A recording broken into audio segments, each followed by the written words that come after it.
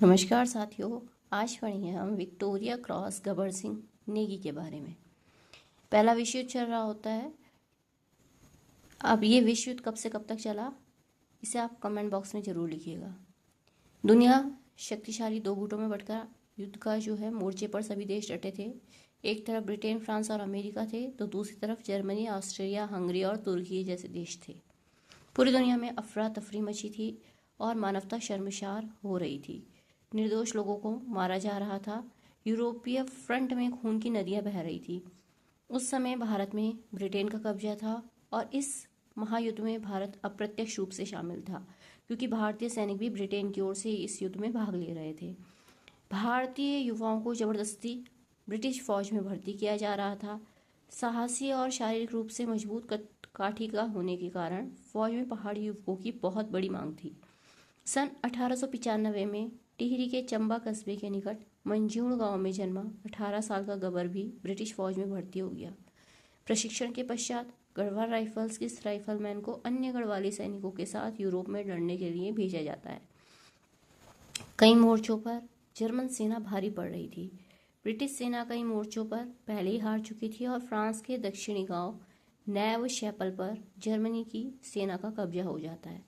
इस पर पुनः अधिकार करना और ब्रिटेन एवं फ्रांस के लिए प्रतिष्ठा का प्रश्न बन गया था। गढ़वाली पलटन को इस मोर्चे पर अधिकार करने का महत्वपूर्ण दायित्व सौंपा गया। भारी मात्रा में गोला बारूद को मोर्चे पर भेजा गया और इसी युद्ध में गबर सिंह नेगी अपने अद्भुत शौर्य पराक्रम से इन्होंने पूरी दुनिया को अचंभित कर दिया।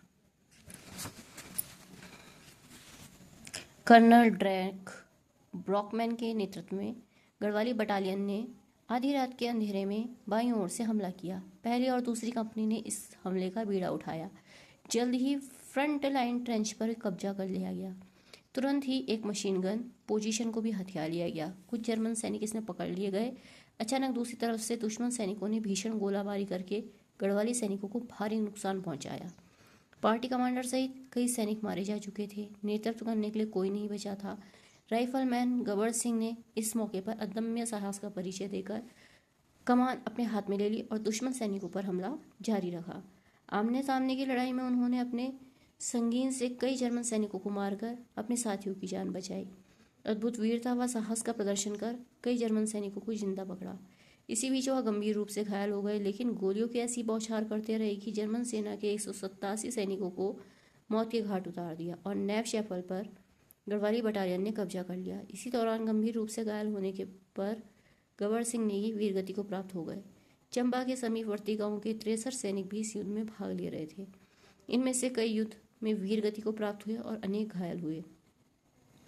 राइफलमैन गबर सिंह नेगी को उनके अदम्य साहस, वीरता के लिए मरणोपरांत ब्रिटिश सेना का सर्वोच्च वीरता पुरस्कार विक्टोरिया क्रॉस प्रदान किया गया।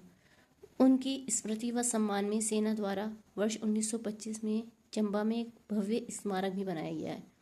यहाँ प्रतिवर्ष उनके जन्मदिन पर मेला भी यहाँ पर लगता है। तो बहुत ही रोचक जानकारी। वीडियो को लाइक करना ना भूलिएगा। धन्यवाद।